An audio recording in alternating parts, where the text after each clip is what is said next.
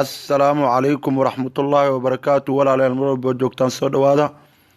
Waxaan ka bilaabaynaa casharkeena haddii caawa alla idmo DNA finger printing ayaan ka bilaabaynaa oo qayb aad iyo aad u muhiim ah, waana qaybta inta badan Soomaalideen ay ku dhaqmaan weeyaan.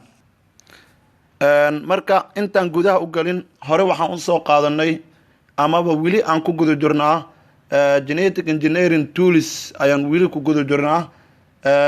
Genetic engineering tools waxaan ka soo qaadanay ilaa 6 qaybood oo kale. qaybtiisii ugu dambeysay aan caawa qaadanaynaa. qaybtan ugu dambeysay waxay ahayd polymerase chain reaction oo aan ku sheegnay in loo soo gaabo PCR waxaan ku sheegnay inay tahay habka lagu sameynayo koobi badan, gaar ahaan iyadoo laga sameynayo DNA cayiman iyadoo laga sameynayo. waxaan inta badan la isticmaalaa in lagu ballaariyo DNA-da ayaa inta badan lagu ballaariyaa aan dhahnay. waana PCR waxay ka mid tahay waxyaabaha genetic engineering-ka horumar weyn ka geystay inay tahay aan kusoo sheegnay. waxaan kaloo soo sheegnay inay DNA polymerase loo yaqaano tag polymerase oo ah shay la soo soocayo, weliba waxyaabaha ay ku horumarsan tahay waxaa ka mid aan dhahnay polymerase chain reaction oo aad iyo aad ay ugu fiican tahay. waxaan dhahnay inay tahay thermophilic, mid jecel kuleylka, ina jecel bacteria kuleylka jecel oo kale. bacteriadaas oo kale xataa adapted way la qabsan kartaa, waa taan soo sheegnay. ugu dambeyntii waxaan sheegnay markii la sameynayo stageska la maro oo saddex aan ku sheegnay: denaturation iyo annealing iyo synthesis. denaturation waxaan ku sheegnay midaan dabiici ahayn in laga dhigo. sidoo kale waxaa kaloo sheegnay sidoo kale annealing oo aan sheegnay ka bogsooshada oo kale of primaries lagu sameeyo silsiladaha yaryarka ee DNA-da lagu sameeyo ama gaagaaban. synthesis ka mid ah sameynteeda ka mid DNA-da markay sameysmayso oo kale waxyaabaha lagu horumariyo ka mid tahay.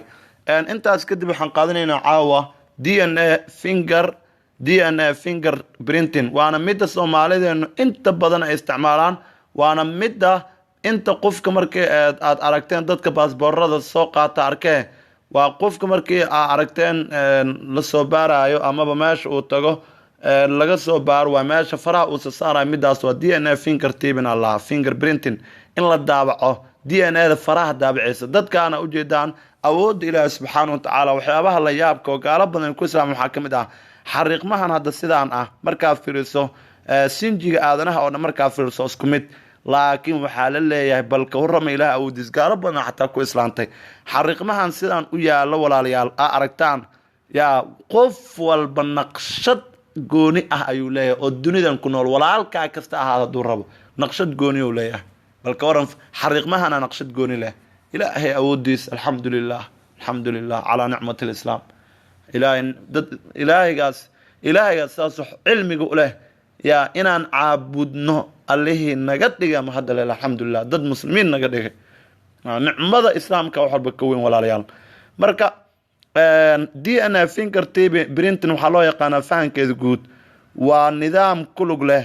waxay kulug leedahay in la kala saaro DNA finger fragments, jajabyada DNA-da ay kulug leedahay kala saarideeda ay kulug leedahay iyadoo la isticmaalayo gel electrophores la isticmaalayo si loo helo macnaha qaybo cayiman, si loo helo oo iyada ka mid ah qaybo cayiman oo macnaha la xariiqay oo kale, oo ma xariiqman cayiman, naqshado xariiqman cayiman ah oo iyada u gaara si loo helo.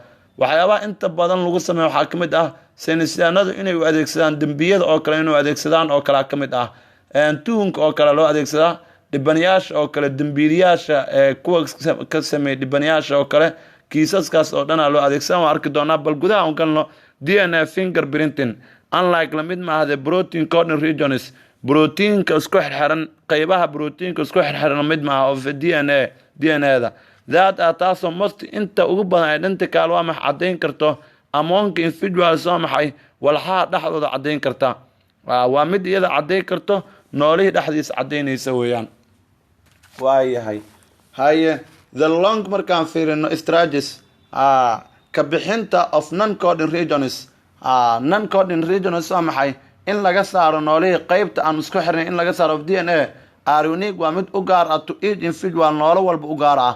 One markii these regions qaybahan kuwan ah arkad la jaro by restriction enzymes laguna jaro dhacaanka loo yaqaano restriction enzyme lagu jaro restriction enzyme lagu jaro leeyahay are described waa la qeexaa as iyada described as are iyaga as iyada described waa lagu qeexaa inay tahay yearly hore ayaa loo qeexay in the chapter qaabka restriction enzyme loogu sameeyo chapterka qaybihiisa horan ku aragnu leeyahay the set ururada maanta waxaan baranaynaa the set of DNA fragment jajabka DNA-da ururada jajabka DNA-da ee la soo saaray si gaar loo soo saaray meel walba ama walax walba gooni laga soo saaray ama qayb walba walaxda proteinkii laga soo saaray ayaan maanta baranaynaa leeyahay awalka waxaan soo barnay leeyahay qaybta aan soo barno waxay ahayd nankii coding regions ayaan soo baranay maanta laakiin iyagoo isku xirxiran oo group ah sida loo kala saaraan baranaynaa maanta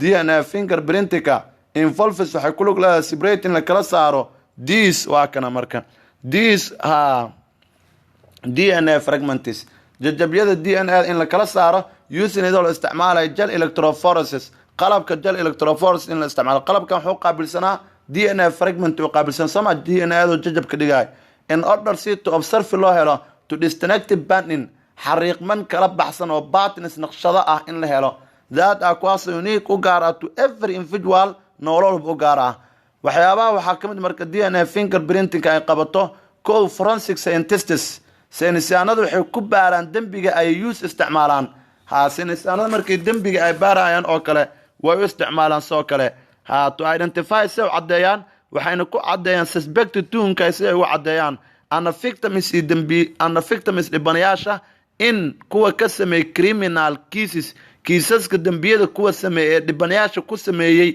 ayay ku cadeeyaan victims in criminals ana dambiilayaasha ku sameeyay dhibanayaasha dambiilayaasha wax ku sameeyay kiisaskooda in la cadeeyo to determine si uu go'aamiso paternity naqshada noolahan naqshadiisa uu go'aamiso soo kale lagu fiiriyaa an identity in an identify cadeyso soldiers askarta kali dilay in a war dagaalada lagu dili oo kale askarta dagaalada lagu dili oo kale oo la waayo oo kale amaba waxay yihiin oo askar dagaal lagu disay cadeyn macnaha askari oo kale waxa laga yaabaa jirkiisa wixiisa oo dhan in la faham waayo waxa la soo qaada marka qidca kamid ah wajigiisa wixiisa in la arko waa qidca kamid in la soo qaado oo lagu fasaas lagu baaro marka figure 6.5 a sample waa walaxda kamid ah qayb kamid waa obtained from a blood dhiig macnaha la helay higher semen waxyaabaha inta ugu badan lagu baaro waxa kamid ah marka la baarayo kale dhiig oo kale waa laga raaci karaa waxa kamid ah tinta oo kale waa laga raaci karaa semen shahwada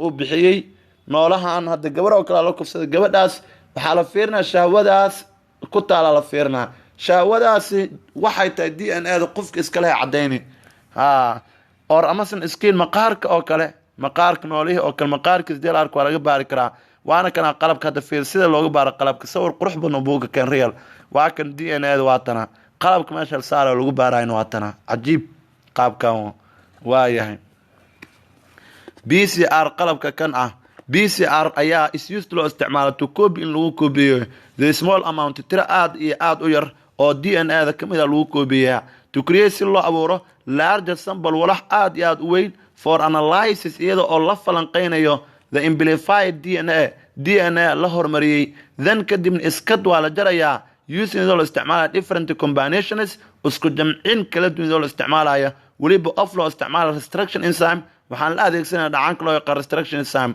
which are separated by lucy kala saarayo gel electrophoresis qalabkan genetic tools ka kamid ah genetic gel electrophoresis ka ayaa lucy kala saara waayo gel electrophoresis ka wuxuu fududeynaa fragments of DNA ayuu aad u kala saaraya and compared waana lala barbar dhigaa DNA fragments ayaan inta ugu badan lala barbar dhigaa oo soo bixina macnaha and compared waan loo fiirinayaa oo macnaha DNA fragments ku soo saaraya loo fiirinayaa from known sources ila la yaqaanaan laga soo saaraya oo la adeegsanaya sida victims oo kale dhibanayaasha oo kale dambi laga kare and suspects ituunka in criminal case ee xaaladaha dambiilayaashu ay isticmaaleen oo kale hadda fiiri sawirkan oo kale crime skin dambi la baaraya evidence caddayn ayaan lagu samaynayaa. Suspect A qofka koowaad lagu tuhmay, suspect B qofka labaad lagu tuhmay, waxay taa lagu baaraa.